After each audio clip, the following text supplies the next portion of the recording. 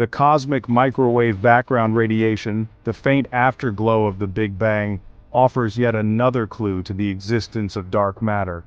The CMB is a treasure trove of information about the early universe, and its intricate patterns of temperature fluctuations provide a snapshot of the universe as it existed just 380,000 years after the Big Bang. Analysis of the CMB reveals that the early universe was remarkably smooth, with only tiny fluctuations in density. These fluctuations, however, were crucial, as they provided the seeds for the formation of galaxies and galaxy clusters we observe today.